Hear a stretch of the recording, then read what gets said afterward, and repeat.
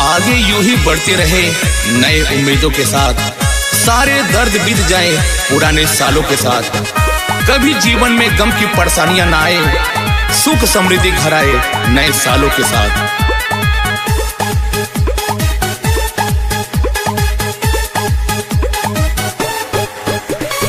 आया है आया है आया है आया है आया है आया है नया साल आया है, साल आया है, खुशियों की सौगात लेके आया है। आया है नया साल आया है, खुशियों की सौगात लेके आया है। जश्न मनाओ झूम के गाओ, जश्न मनाओ झूम के गाओ, एक दूसरे को शुभकामना दो। आया है आया है आया है आया है आया है आया है नया साल आया है, साल आया है, खुशियों की सौगात लेके आया है। आया है नया साल आया है, खुशियों की सौगात लेके आया है।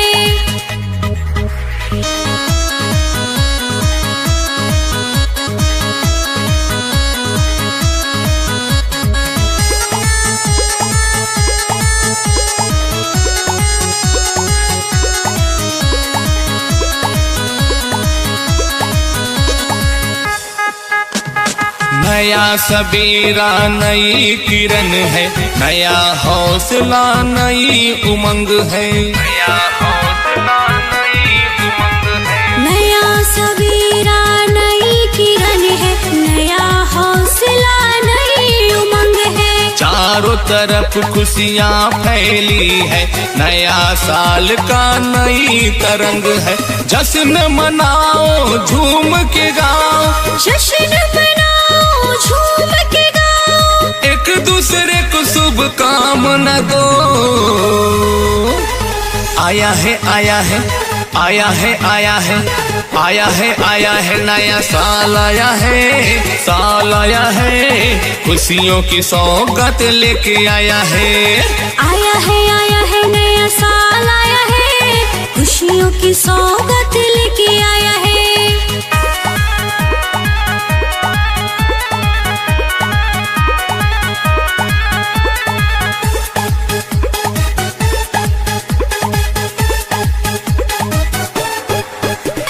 सुख संपदा का पर्व है ये, शांति का सौहार्द है ये, शांति का सौहार्द है ये। सुख संपदा का पर्व है ये, शांति का सौहार्द है ये। उम्मीदों का वर्ष है ये, क्रिसमस का त्योहार है ये। जश्न मनाओ झूम के गाओ, जश्न मनाओ झूम के गाओ, एक दूसरे को शुभकामना दो।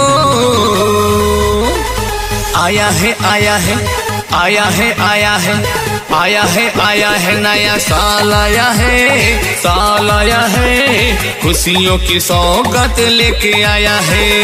आया है नया साल आया है, खुशियों की सौगात लेके आया है।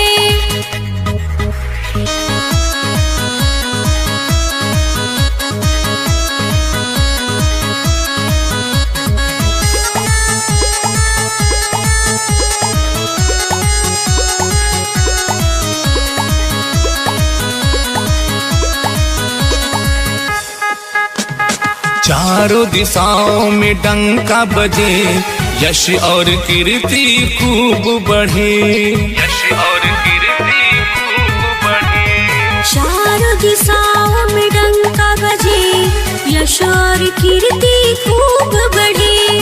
जात पात का भेद न हो, भाईचारा प्रेम बढ़े। जश्न मनाओ झूम के गाओ, जश्न मनाओ झूम के गाओ, एक दूसरे को शुभकामना दो। आया है आया है आया है आया है आया है आया है नया साल आया है, साल आया है, खुशियों की सौगात लेके आया है।